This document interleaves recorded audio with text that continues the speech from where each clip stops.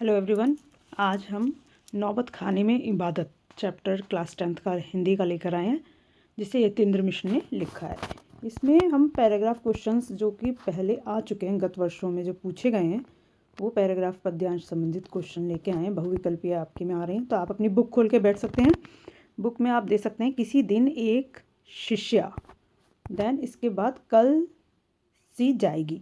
तो यहाँ तक ये 2019 में आया है। यहाँ तक आप अपनी बुक को खोलकर और इनमें वीडियो को स्टॉप करके पढ़ के उसमें टिक लगा सकते हैं। फिर देखना आपके कितने सही हैं, लेकिन हम यहाँ पर इसका आंसर ही बता देते हैं। शिष्या ने खान साहब को क्यों टोका? वह खान साहब की बड़ी प्रतिष्ठा से चिंतित थी, या उसे खान साहब को भारत रत्न दिए जाने पर आपत्ति थी। वह नहीं चाहती थी कि ज़्यादा लोग खान साहब से मिलें। उसे खान साहब की फटी तहमत पहनने पर शिकायत थी। तो वह इसलिए मिली थी क्योंकि उसे खान साहब की फटी तहमत पहनने से शिकायत थी। तो आंसर होगा इसका 4th। नेक्स्ट क्वेश्चन है, खान साहब को भारत रत्न दिए जाने का कारण था शहनाई वादक का हुनर, उनका सरल सीधा स्वभाव, गायकी या बांसुरी वादन। तो शहनाई वादन का जो हुनर था, इसके लिए उन्हें भारत रत्न दिया गया था। नेक्स्ट है, खान साहब के बारे में निम्नलिखित में से कौन सा कथन सही नहीं है? खान साहब को लुंगी के फटे होने की कोई खास चिंता नहीं थी, या उनकी फटी लुंगी से एक खास लगाव हो गया था। उनको आम लोगों की तरह बनाव श्रृंगार देखने की परवाह कभी नहीं रही, या उनकी प्राथमिकता हमेशा से शहनाई का रियाज करने की रही।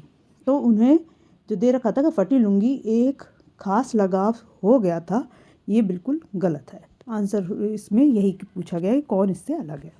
नेक्स्ट रखा है, खान साहब मालिक से दुआ से क्या चाहते थे? उनकी फटी लुंगी सिल जाए, या उनकी भाव पीढ़ियाँ शहनाई के हुनर को कायम रखे, या उनका सुर हमेशा सधा रहे, या काशी की लुप्त हो चुकी परंपराएं पुनः लौट आए। कि उनका स्वर हमेशा सदा रहे, यही उनकी कामना थी। तो आंसर इसका 3rd होगा। नेक्स्ट क्वेश्चन दे रखा है, रियाज का अर्थ है पहनावा, शोहरत, हुनर या अभ्यास। तो अभ्यास होता है, रियाज का अर्थ होता है अभ्यास। गद्यांश आपका दूसरा है। दूसरा गद्यांश देखा है, बिस्मिल्लाह खां और शहनाई के साथ से लेकर लास्ट लिस्ट में है, आसानी से दिख जाता है। तो अब हम इसके क्वेश्चन आंसर देख लेते हैं। ये क्वेश्चन आंसर आपके जो पाठ में से, सभी पाठों में से 2 क्वेश्चन आएंगे, उसके लिए भी आप महत्वपूर्ण है।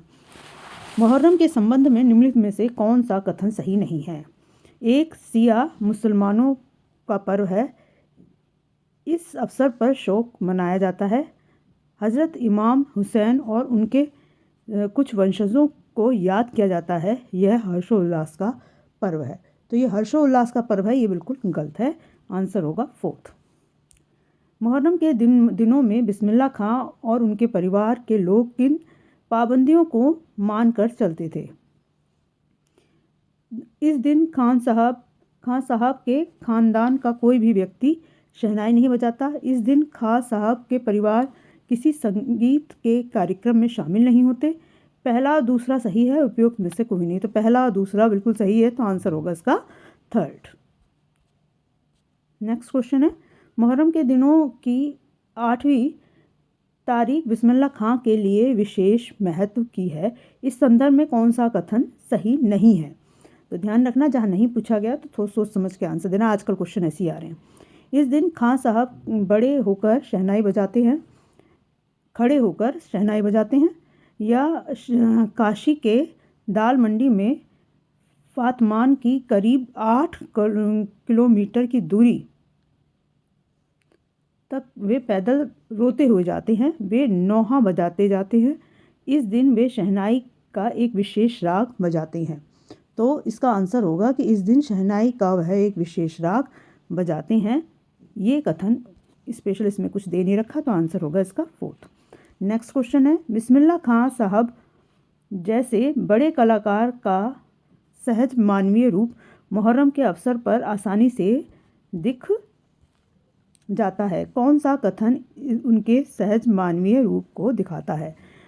इमाम हुसैन और उनके परिवार के लोगों की शहादत में खां साहब की आंखें नम हो जाना, हजारों लोगों की तरह खां साहब का भी आज़ादारी करना, या कई किलोमीटर की दूरी पैदल होते हुए तय करना, या उपयुक्त सभी। तो इसमें उपयुक्त सभी हैं, आंसर होगा 4th। नेक्स्ट क्वेश्चन है, शोक का समानार्थी शब्द नहीं है। मातम, भाव, गम, दुख। तो इसमें भाव इनका समानार्थी शब्द नहीं है, आंसर होगा 2nd। अब ये तो आपके पहले जो परीक्षाएं हुई हैं उन गत वर्षों में ये आ चुके हैं क्वेश्चन, ये पैराग्राफ आ चुके हैं। और अब जो हम लेके आ रहे हैं, जो आ सकते हैं वो वाले लेके आ रहे हैं। तो ठीक है, इसमें गद्यांश हम एक ले रहे हैं। शहनाई और डुमराव एक दूसरे के लिए उपयोगी हैं, यहाँ से लेकर मिट्ठन के छोटे साहबजादे हैं। ये अब चलिए क्वेश्चन शुरू करते हैं, पढ़ते हैं। डुमराव के संबंध में निम्न में से कौन सा कथन असत्य है? असत्य पे ध्यान देना है। तो डुमराव बिहार में स्थित है। बिस्मिल्लाह खां का जन्म डुमराव में हुआ था। बिस्मिल्लाह खां के परदादा डुमराव के निवासी थे, या इनमें से कोई नहीं? तो इनमें से कोई नहीं, आंसर होगा, ऐसा भी आ सकता है, आंसर होगा 4th। रीड के संबंध में कौन सा कथन सही नहीं है? शहनाई बजाने के लिए रीड का प्रयोग होता है। रीड के सहारे शहनाई को फूंका जाता है। रीड अंदर से ठोस होती है। रीड सोन नदी के किनारे पर पाई जाने वाली एक विशेष प्रकार की घास से बनाई जाती है। तो यह रीड अंदर से ठोस होती है, ये कथन सही नहीं है, आंसर होगा इसका 3rd। नेक्स्ट दे रखा है, कौन सा कथन शहनाई और डुमराव के बीच संबंध को दर्शाता है? रीड जिसके सहारे शहनाई को फूंका जाता है, नरकट घास से बनाई जाती है जो डुमराव में सोन नदी के किनारे पर पाई जाती है, या सुप्रसिद्ध शहनाई वादक उस्ताद बिस्मिल्लाह खां का जन्म डुमराव में हुआ था। इनमें से पहला और दूसरा दोनों सही हैं, या उपयुक्त में से कोई नहीं? तो पहला और दूसरा दोनों सही हैं, आंसर होगा इसका 3rd। नेक्स्ट क्वेश्चन है,